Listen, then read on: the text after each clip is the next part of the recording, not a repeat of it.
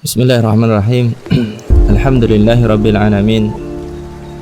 Wa nusalli wa nusallim ala al-mab'uthi rahmatan lil alamin, nabiyyina Muhammadin wa ala alihi wa sahbihi ajma'in. Ya ayyuhalladzina amanu taqullaha haqqa tuqatih wa la tamutunna illa wa antum muslimun. Puji syukur kehadirat Allah Subhanahu wa ta'ala. Di kesempatan pagi menjelang siang hari ini, Allah Subhanahu wa ta'ala kembali memberikan kemudahan kepada kita untuk bisa bertemu walaupun hanya melalui udara. Semoga apa yang kita laksanakan pada pagi hari ini mendapatkan kemudahan dari Allah, diridhai oleh Allah Subhanahu wa ta'ala. Amin ya rabbal alamin. Tidak lupa salawat serta salam semoga senantiasa tercurah limpahkan kepada Nabi kita Muhammad sallallahu alaihi wasallam, keluarganya, para sahabatnya, dan juga orang-orang yang mengikuti ajarannya. Kaum muslimin muslimat, pendengar Radio Insani dimanapun Anda berada, semoga Allah Subhanahu wa ta'ala berkenan untuk melimpahkan kepada Anda semuanya kebaikan-kebaikannya, menutup bagi kita semuanya segala macam pintu yang akan menyeret kepada kejelekan dan juga maksiat kepada Allah Subhanahu wa ta'ala. Para pendengar, kaum muslimin muslimat, saudara-saudari rahimani wa rahimakumullah.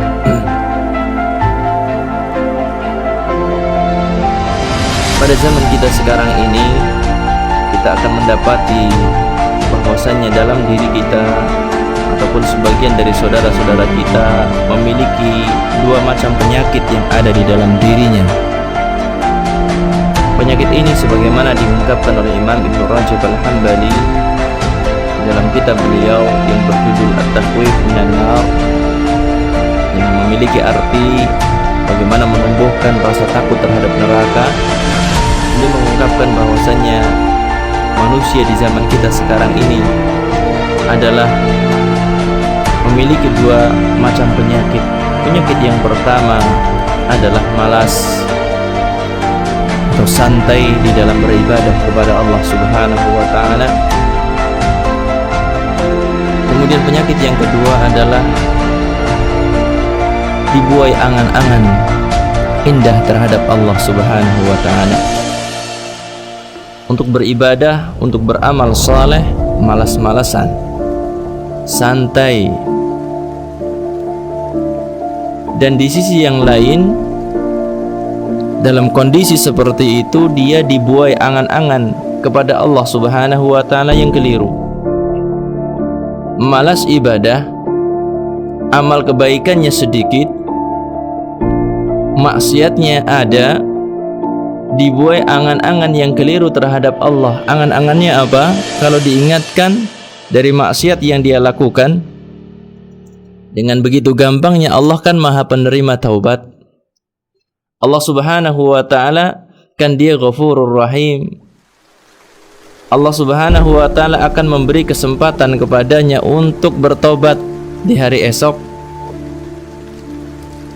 Masih punya persangkaan bahwasannya Allah ta'ala akan memanjangkan usianya, sementara dia bergelimang dengan maksiat yang dia lakukan. Muslimin muslimat, pendengar rahimani wa rahimakumullah, ini adalah penyakit yang ada dalam diri kita. Semoga Allah Subhanahu wa ta'ala berkenan untuk membersihkan penyakit-penyakit tersebut dari diri kita. Amin ya rabbal alamin. InsyaAllah pada kesempatan kali ini kita akan mengkaji ayat-ayat dan juga hadis-hadis dari Nabi sallallahu alaihi wasallam yang berisi tentang amalan-amalan yang mendatangkan pahala besar dan juga sekaligus sebagai penghapus dosa-dosa dan kesalahan.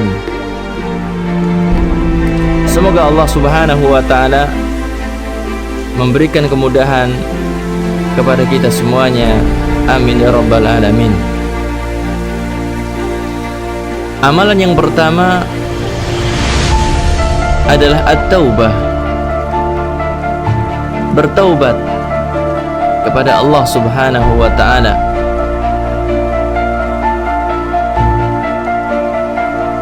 Taubat artinya adalah kembali ke jalan Allah Subhanahu wa taala setelah melakukan sebuah maksiat, setelah melakukan sebuah dosa. Dan taubat ini Allah Subhanahu wa taala telah memerintahkan kita dalam ayat yang banyak di dalam Al-Qur'anul Karim. Di antaranya adalah firman Allah Subhanahu wa taala di dalam surat An-Nur ayat yang ke-31. Allah Subhanahu wa taala berfirman, "Wa tubu ilallahi jami'an ayyuhal mu'minuna la'allakum tuflihun."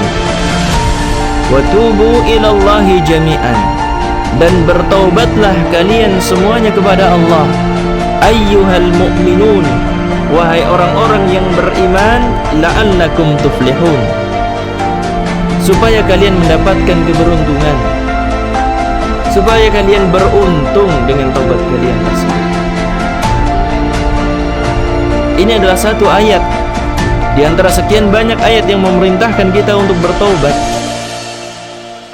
Allah memanggil orang-orang yang beriman untuk kembali ke jalan Allah Subhanahu wa taala.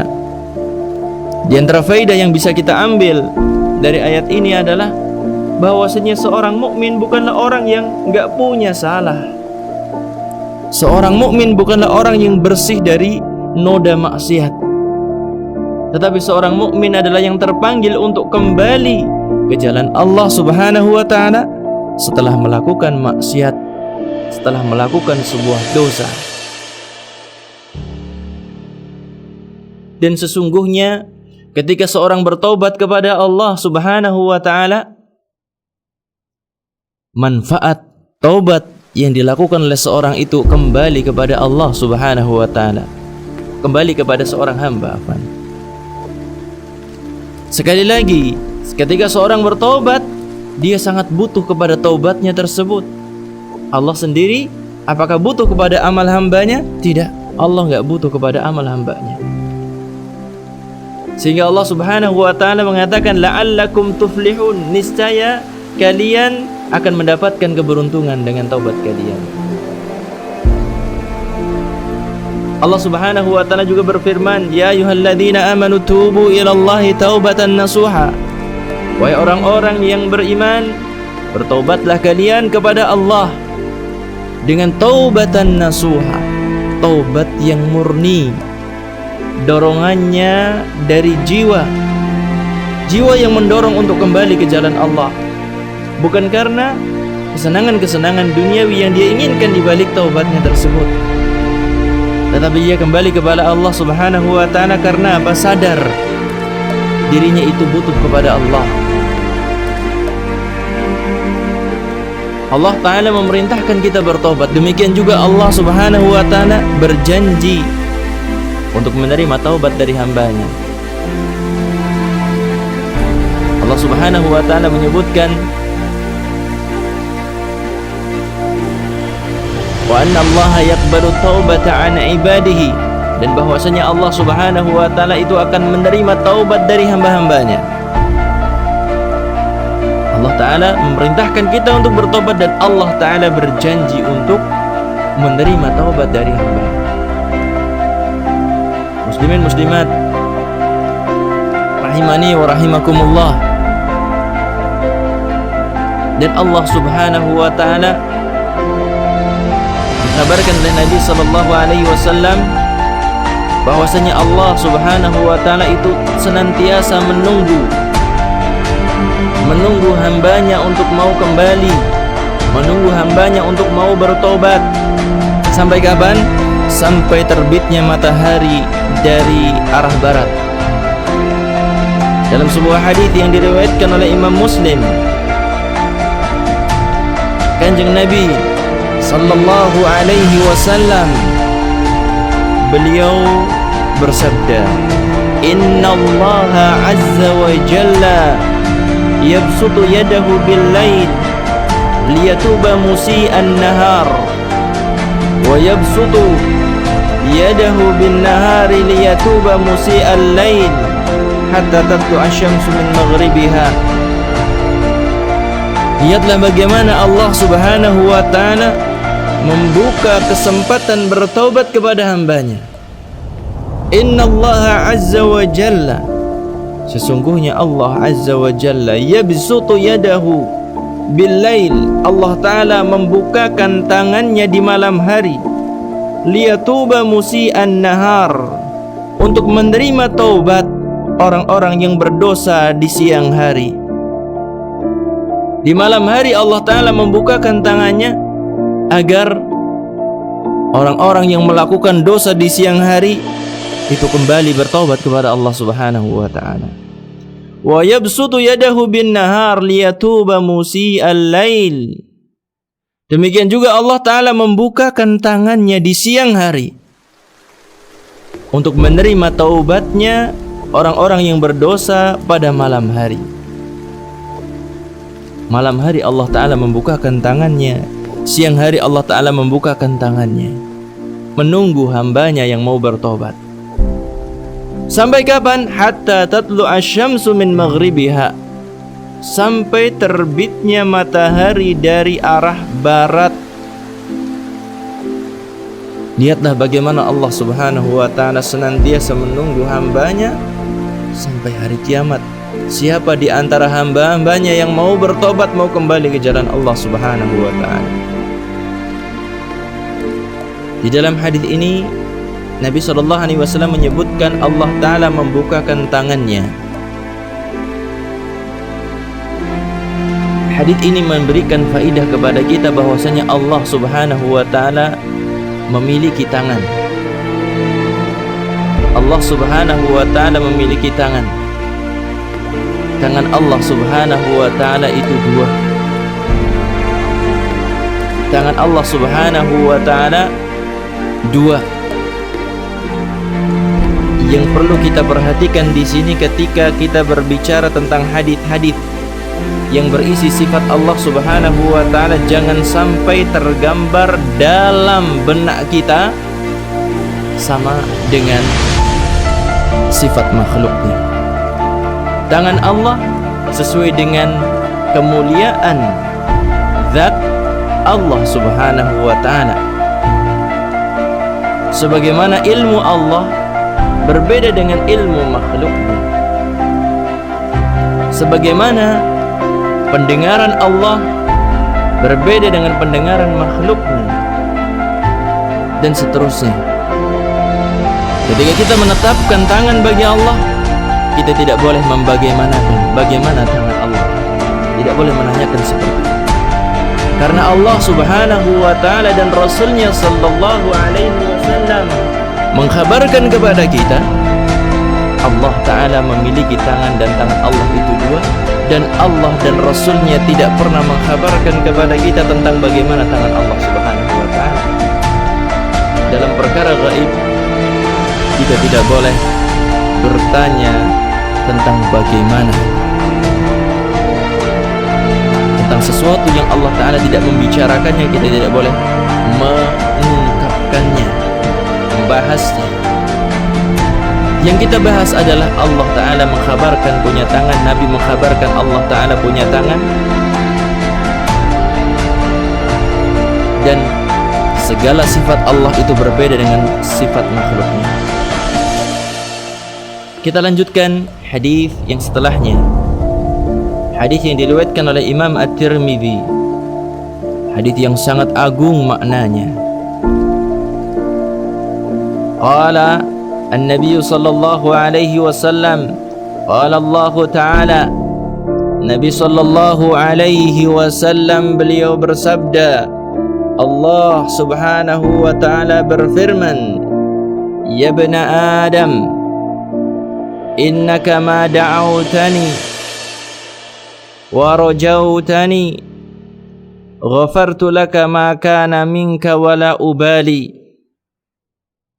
Ya ibna Adam, law balaghat dhunubuka anana as-sama' thumma astaghfartani ghafartu laka. Ya ibna Adam, law ataitani biqurabil ardi khataya thumma laqitani la tusyriku bi syai'a la ataituka biqurabiha maghfiratan.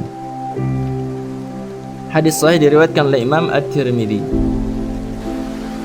Allah Subhanahu wa taala berfirman dalam hadis qudsi, "Ya ibna Adam, wahai anak Adam, wahai anak manusia, innaka ma da'awtani wa rajautani." Sesungguhnya jika engkau mau berdoa dan berharap kepadaku, ghafartu laka ma kana minka wa la ubali, aku ampunkan apapun yang ada pada dirimu, wala ubali, dan aku tidak peduli. Lihatlah bagaimana ampunan Allah Subhanahu wa ta'ala yang dijanjikan oleh Allah sendiri kepada hamba-hambanya.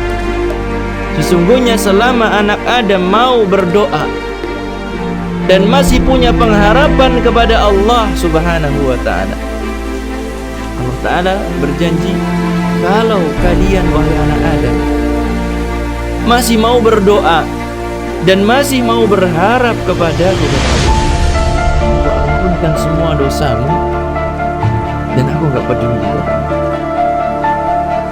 Ini penggalan yang pertama dari hadits qudsi.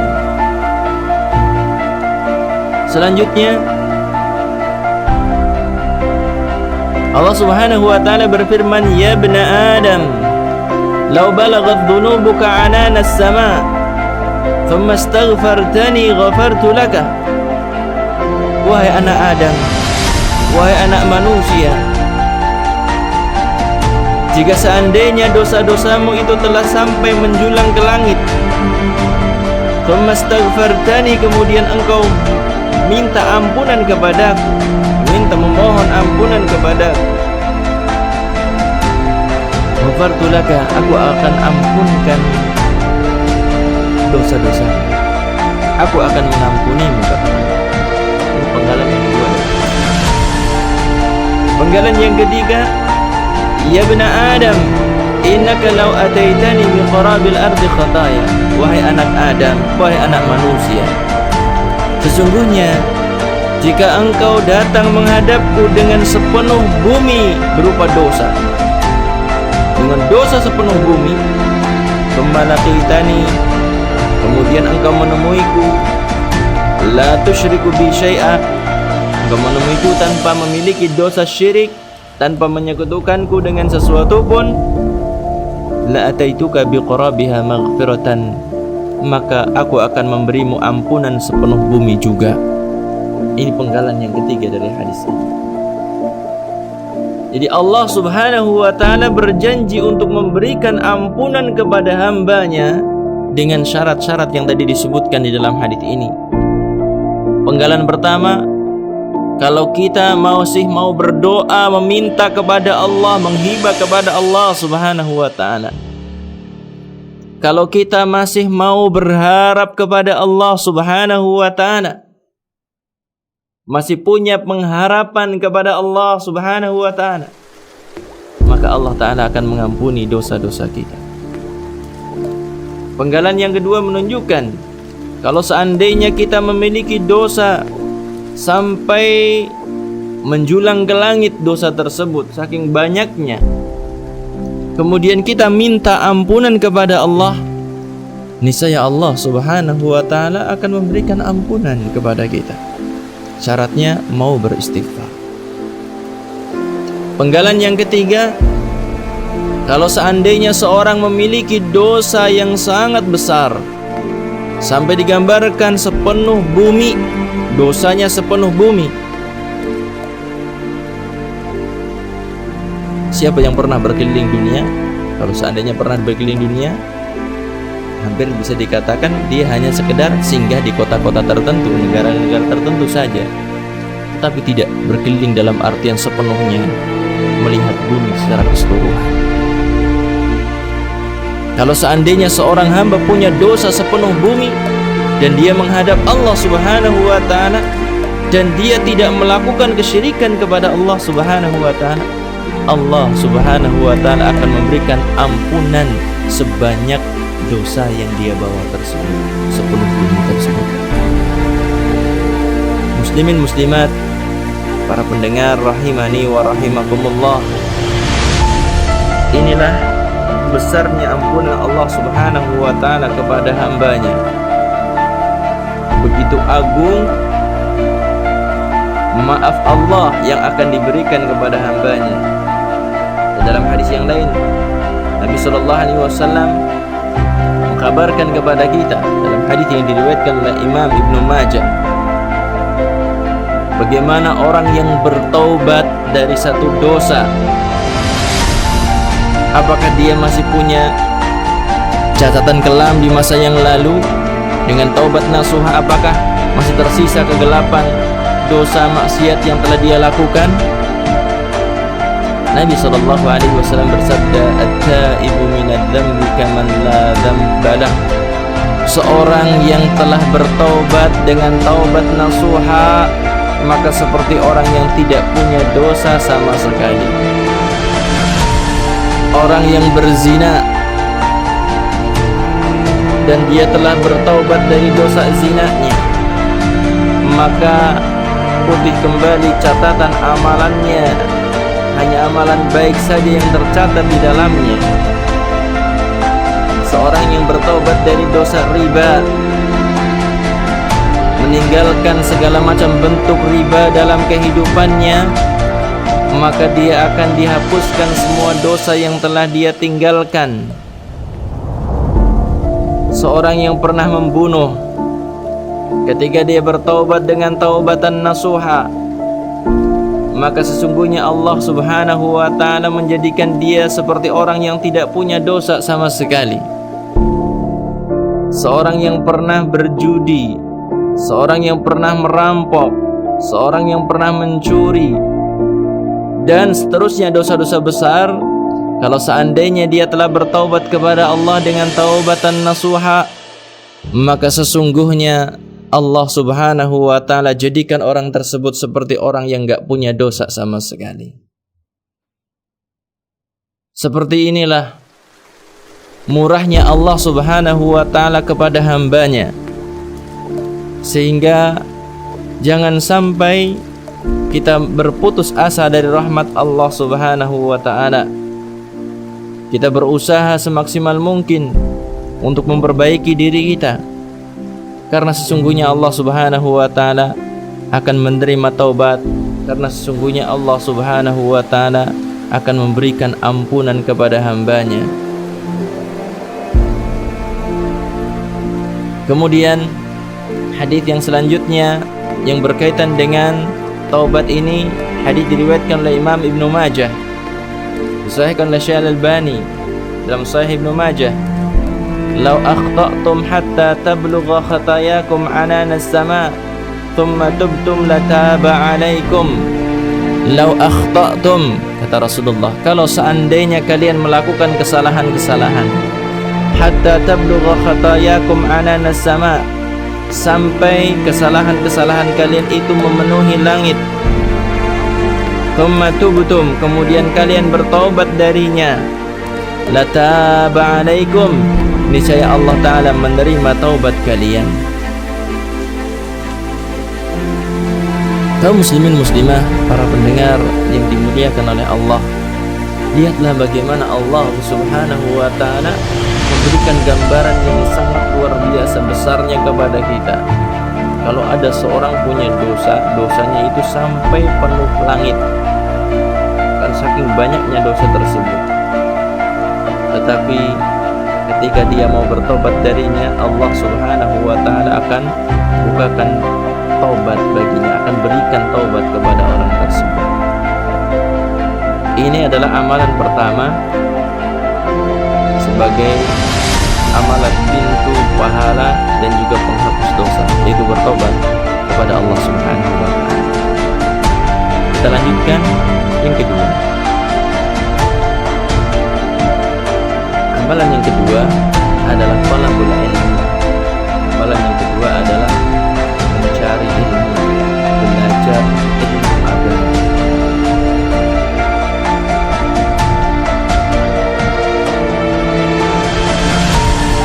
Nabi sallallahu alaihi wasallam beliau bersabda, talabul ilmi fardhatun ala kulli muslimin. Mencari ilmu hukumnya adalah wajib atas setiap muslim. Tentang balasan dari Allah Subhanahu wa taala, pujian Allah kepada orang yang berilmu sangat banyak di dalam Al-Qur'an. Di antaranya adalah firman Allah Subhanahu wa taala di dalam surat Al-Mujadalah ayat yang ke-11. Allah Subhanahu wa taala berfirman, yarfa'illahu alladhina amanu minkum walladhina utul ilma darajat. Niscaya Allah taala akan meninggikan orang-orang yang beriman dan orang-orang yang berilmu di antara kalian beberapa derajat. Yang dimaksudkan orang berilmu di antara kalian adalah orang yang berilmu agama, orang yang memahami perintah agama, orang yang faham kepada syariat Allah Subhanahu wa taala, baik dari perintahnya ataupun dari larangan-larangannya. Ini orang yang berilmu. Jadi seorang yang berilmu akan diangkat derajatnya oleh Allah Subhanahu wa taala di dunia sebelum nantinya dimuliakan di akhirat. Di dunia orang-orang yang berilmu akan dimuliakan, akan menjadi rujukan bagi setiap orang. Dimuliakannya di dunia orang-orang yang berilmu adalah orang-orang yang sangat dekat dengan Nabi sallallahu alaihi wasallam. Karena orang-orang berilmu tersebut adalah orang-orang yang menjadi pewaris Nabi, pewaris apa yang dibawa oleh Nabi kita Muhammad sallallahu alaihi wasallam. Sebagaimana kita tahu bahwasanya pewaris adalah orang yang sangat dekat dengan orang yang diwarisi.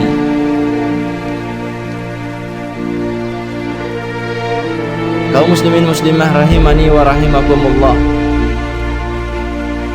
lihatlah bagaimana pahala seorang yang belajar ilmu agama. Dalam hadis riwayat Bukhari dan riwayat Muslim, Nabi sallallahu alaihi wasallam beliau bersabda, man salaka tariqan yaltamisu fihi ilman sahhalallahu lahu bihi tariqan ilal jannah. Barang siapa yang dia menempuh perjalanan, yang dia mencari ilmu padanya, maka Allah Subhanahu wa ta'ala akan mudahkan baginya jalan menuju surga. Lihatlah bagaimana Bapak Ibu kaum muslimin muslimah yang mau pergi dari rumah, keluar dari rumah untuk mencari ilmu. Lihatlah berapa sebenarnya pengorbanan kita untuk bisa sampai ke majelis ilmu.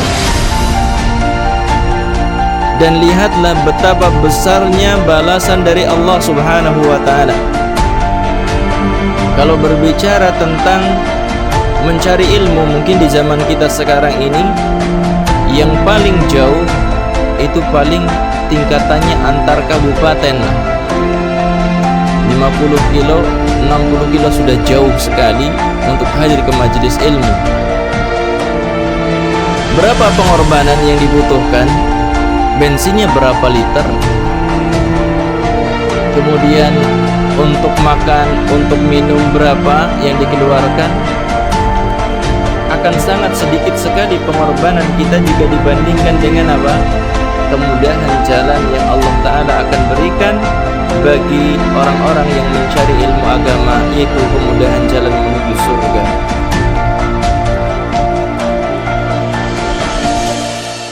Para pendengar rahimani wa rahimakumullah, dalam hadis yang lain yang disebutkan oleh Syekh Al-Albani di dalam Sahih Targhib wa Tarhib.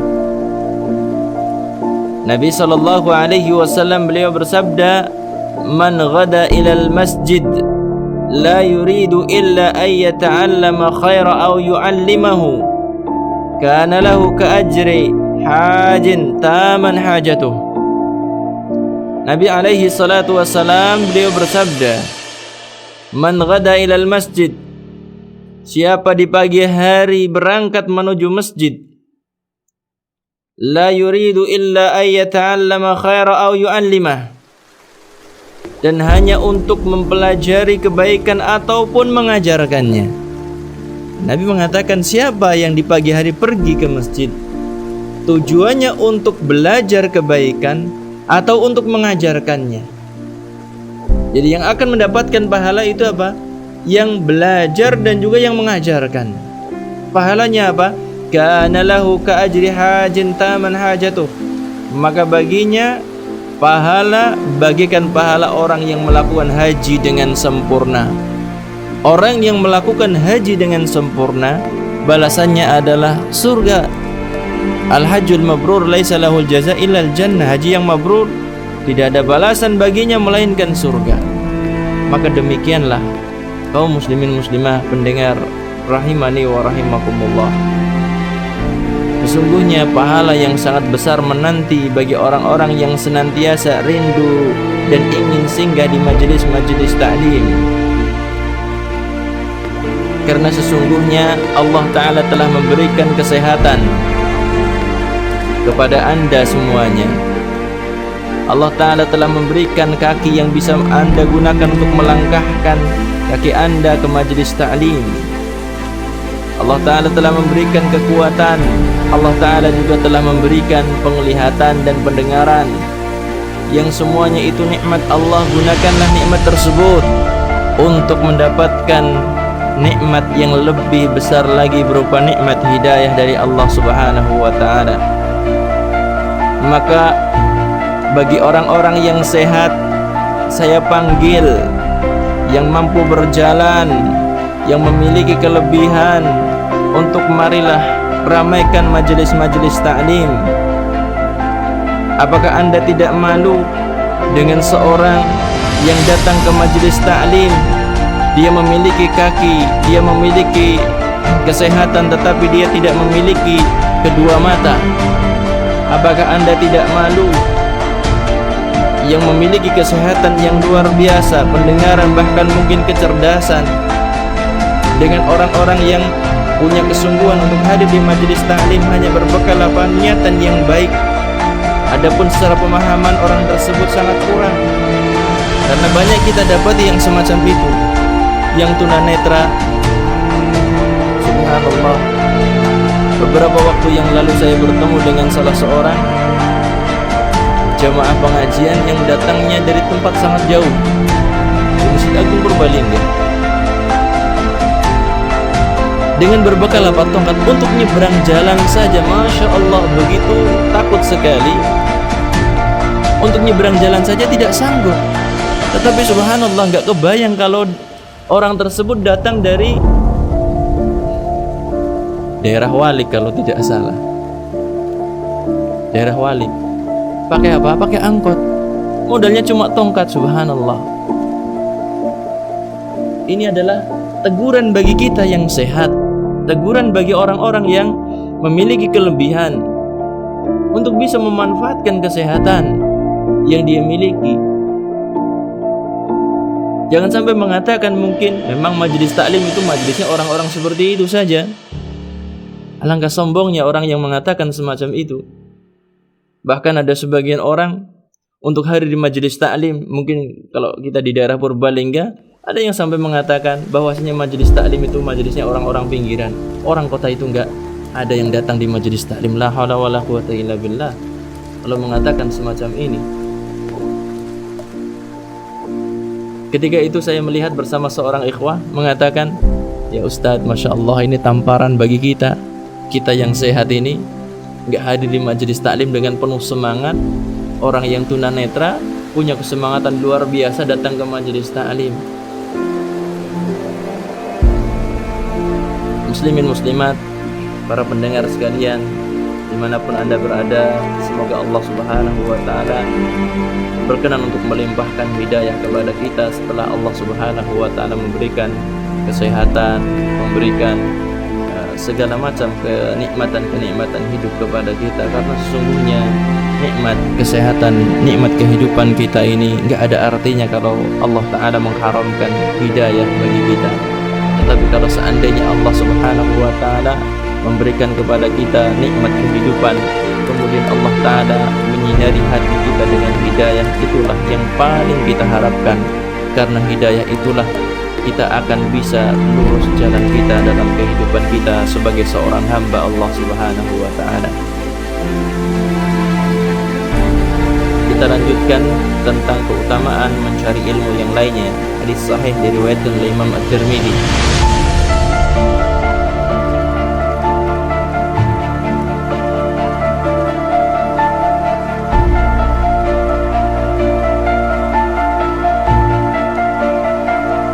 Nabi sallallahu alaihi wasallam bersabda, "Man kharaja fi talabil ilmi fahuwa fi sabilillah hatta yarji'a." Barang siapa yang dia keluar untuk menuntut ilmu, untuk mencari ilmu agama, fahuwa fi sabilillah, maka dia adalah orang yang berada di jalan Allah sampai dia kembali, hingga dia kembali. Seorang yang keluar dari rumahnya dan tujuannya dia untuk mencari ilmu agama, maka sesungguhnya dia adalah orang-orang yang di jalan Allah, orang-orang yang sedang berjuang di jalan Allah Subhanahu wa Ta'ala.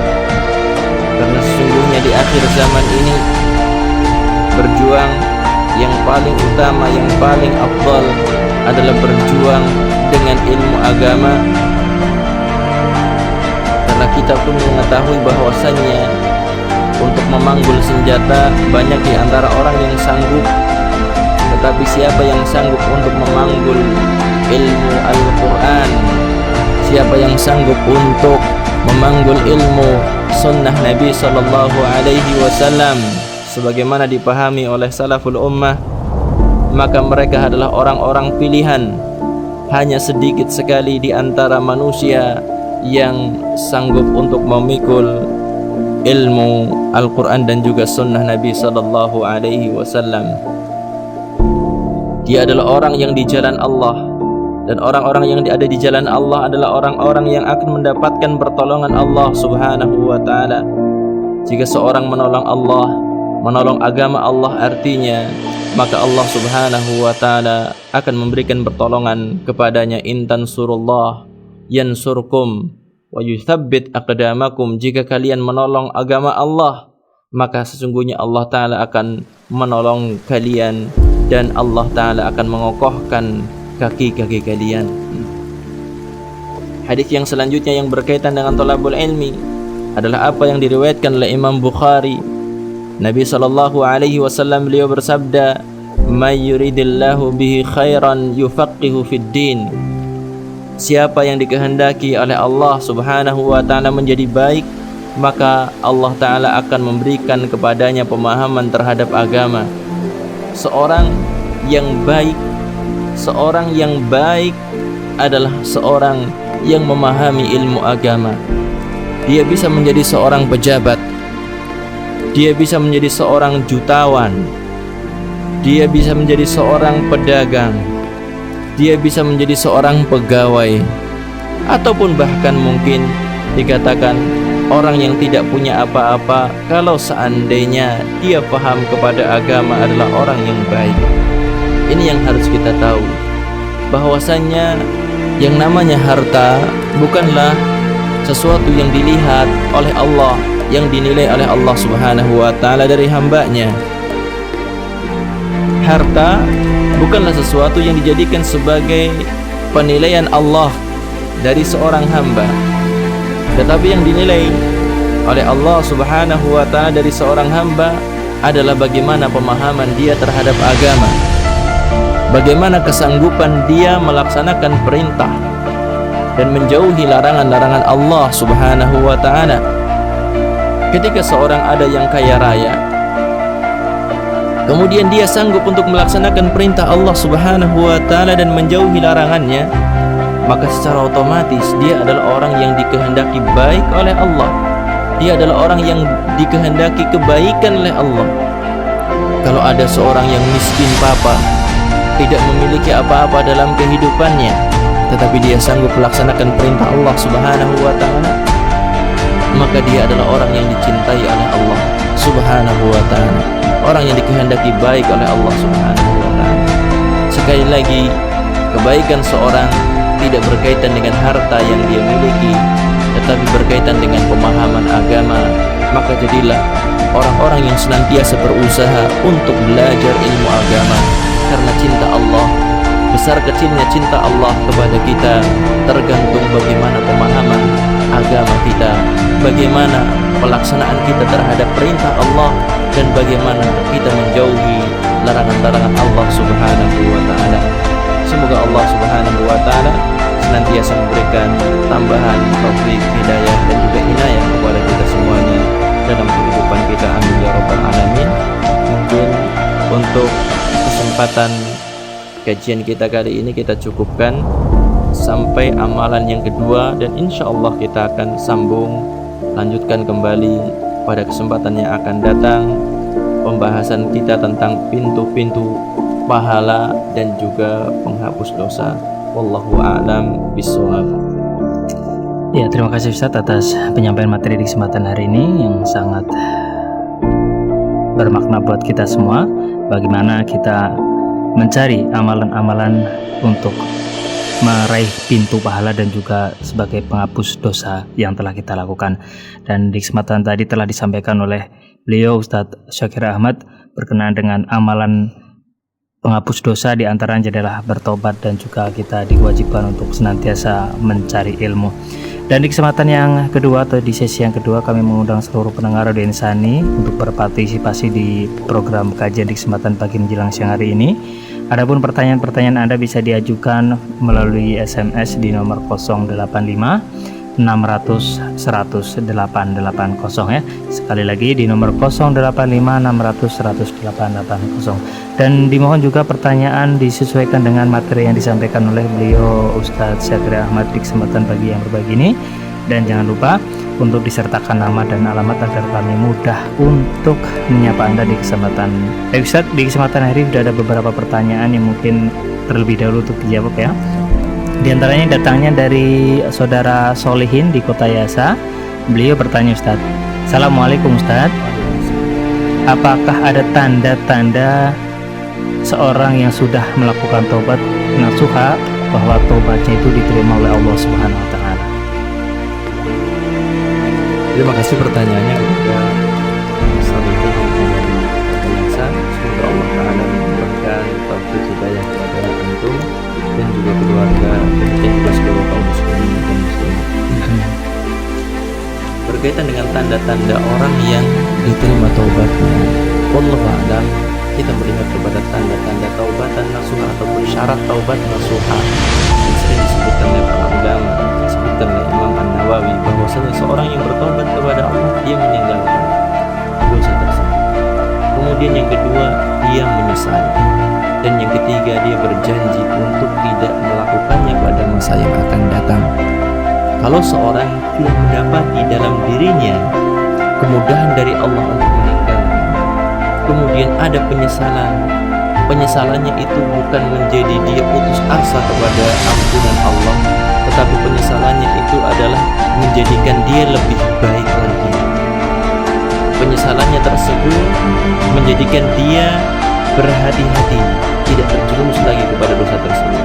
Kemudian yang ketiga, dia berjanji untuk tidak mengulangi lagi pada masa yang akan datang. Kalau dia sudah mendapati hal-hal ini dalam dirinya, Allah Alam, ini adalah tanda bahwasanya dirinya telah diberikan taufik oleh Allah Subhanahu wa taala untuk bertobat kepada Allah Subhanahu wa taala. Ya, terima kasih Ustaz atas jawabannya. Semoga bermanfaat bagi yang penanya, itu saudara Solihin di Kota Yasa. Yang berikutnya Ustaz, ini datangnya dari saudara Sikit di Bokerto. Beliau bertanya, Bismillah, Assalamualaikum Ustaz. Waalaikumsalam. Barakallahu fiik Ustaz. Ustadz, saya mau bertanya, bagaimana orang yang mencari ilmu untuk dunia tidak seimbang dengan dalam mencarinya? Di antaranya beliau belajar ilmu selain ilmu agama itu 5 kali dalam seminggu, tapi untuk mencari ilmu agama dia hanya 1 kali. Dan juga mohon tips bagaimana supaya ilmu yang didapat tidak mudah hilang, Ustaz. Terima kasih pertanyaannya kepada Mas Sigit yang ada di Purwokerto. Semoga Allah Ta'ala melimpahkan rahmat kasih sayangnya kepada Anda dan juga kepada yang lain, para pendengar Radio Insani dan seluruh kaum muslimin. Berkaitan dengan apa yang tadi disampaikan, seorang yang tidak seimbang di dalam kehidupannya dalam mencari ilmu agama, seorang yang tidak berimbang dalam mencari ilmu agama dengan ilmu duniawi. Terima kasih bahwasanya Mas Sigit telah memberikan masukan kepada saudara-saudara kita kaum muslimin yang lainnya, mengingatkan bahwasannya harus berimbang dalam masalah mencari ilmu. Sebagaimana yang ini jadikan sebagai slogan oleh sebagian orang, jangan hanya melulu belajar ilmu agama, seimbanglah, dunia juga dapat, akhirat juga dapat. Tetapi kenyataannya orang-orang yang memiliki slogan semacam itu, apakah sudah berimbang dalam kehidupannya mencari ilmu agama sebagian waktunya, mencari ilmu dunia sebagian waktu yang lain? Ternyata tidak. Apa yang dimaksudkan dengan slogan sebagian orang, berimbanglah dalam masalah dunia dan akhirat, ilmu agama boleh dicari tetapi jangan sampai ilmu dunia ditinggalkan. Apa yang dimaksudkan? Kalau kita dapati memang kenyataannya masih belum berimbang. Yang mereka inginkan adalah apa? Ingin mementahkan semangat sebagian kaum muslimin untuk bisa belajar ilmu agama sampai mendalam. Mereka hanya ingin menginginkan yang beragama nggak perlu ekstrim lah, sholat sudah, mau jamaah mau tidak juga nggak apa-apa, yang penting puasa gitu ya. Cuma seperti itu saja, itu yang mereka inginkan. Gak usah aneh-aneh lah beragama, ikuti kebanyakan orang saja. Maksud mereka seperti itu sebenarnya. Karena kalau seandainya mereka mengatakan berimbang, ternyata kita dapati masih jauh sekali daripada keberimbangan. Bagaimana dikatakan berimbang? Mereka belajar ilmu agama dalam 1 hari ilmu dunia berapa jam dalam 1 hari? Sehari di sekolah dijali berapa jam pelajaran? 8 jam pelajaran mungkin di sekolahannya. Untuk belajar agamanya berapa persen sekarang? TPA sore mungkin bagi anak-anak ya, tidak dianjurkan oleh orang tuanya juga. Dengan alasan apalah, sudah capek belajar di sekolah, nggak usah belajar sore hari lagi. Kalau dikatakan mau berimbang, bagaimana dikatakan berimbang sampai kondisinya seperti itu? Kondisinya sangat jauh. Kalau seandainya orang mengatakan berimbang maksudnya apa? Ya sebuah, kalau pas ada majelis taklim datang di majelis taklim. Sekarang bagaimana porsi pembagian orang hadir di majelis taklim? Ketika di sekolah, masya Allah jam beberapa jam pun nggak masalah. Ketika hadir di majelis taklim ataupun orang yang sudah bekerja lah, hadir di majelis taklim, sisanya saja untuk majelis taklim. Kalau seandainya pas waktu untuk hadir ke majelis taklim ada tawaran, orderan, dapat sekian ratus ribu, pasti akan ditinggalkan. Saya yakin seperti itu. Apakah ini dikatakan sebagai sesuatu yang seimbang? Orang yang bekerja seminggu full, kemudian hari Ahad ataupun malam apa ngaji gitu ya, dikatakan sudah seimbang? Belum seimbang sama sekali. Belum seimbang sama sekali. Apalagi yang hadir di majelis taklim sambil ngantuk, dengklak. Kok dikatakan ini sebagai sesuatu yang seimbang? Ada sesuatu yang jauh sekali daripada kenyataan. Maka harus diperhatikan memang. Kalau mau katakan seimbang benar-benar. Ya, yang di pesantren saja belum bisa seimbang gitu. Dunia akhirat mau seimbang, ilmu dunia, ilmu akhirat itu harus seimbang. Belum bisa seimbang, saya yakin seperti itu. 50% waktu untuk belajar ilmu agama, 50% untuk belajar ilmu dunia. Kalau seandainya yang sekarang yang sudah belajar di pesantren, sekarang iya, tetapi kemarin kan belum, dalam waktu sebelum kita masuk pesantren. Berapa waktu kita yang sudah kita gunakan untuk belajar ilmu dunia?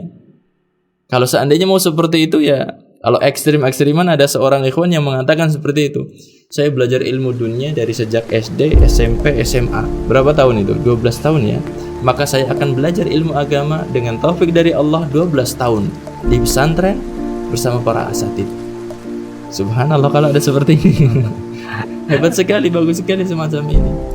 Maka kemudian yang kedua, yang ditanyakan oleh Mas Sigit, bagaimana kita bisa menjaga ilmu yang kita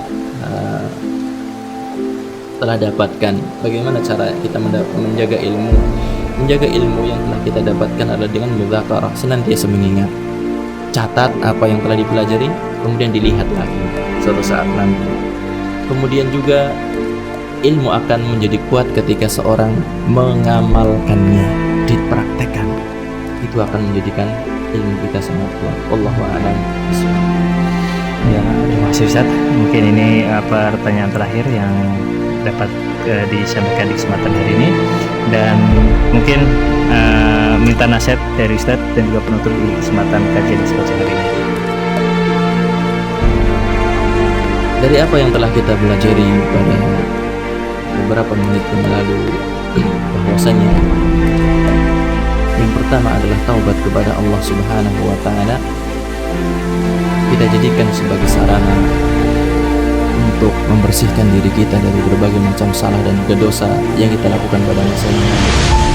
Saya mengingatkan, seorang muslim, seorang mukmin bukanlah orang yang bersih dari dosa dan maksiat, tapi seorang muslim mukmin adalah orang yang terpanggil untuk kembali ke jalan Allah, bertaubat dengan taubatan nasuha. Kemudian yang kedua, jangan sampai amalan yang kedua yang kita pelajari adalah jangan sampai kita lalai dengan kehidupan dunia, belajar ilmu keduniawian, kemudian kita tidak pernah belajar ilmu tentang agama. Semoga Allah Subhanahu wa Ta'ala memberikan taufik hidayah kepada kita semuanya, memberikan kemampuan kepada kita semuanya untuk bisa istiqamah hingga akhir hayat kita nanti. Amin. Kita akhiri sallallahu alaihi wasallam. Subhanakallahumma wa bihamdika, asyhadu an la ilaha illa anta, astaghfiruka wa atubu ilaik. Wassalamualaikum warahmatullahi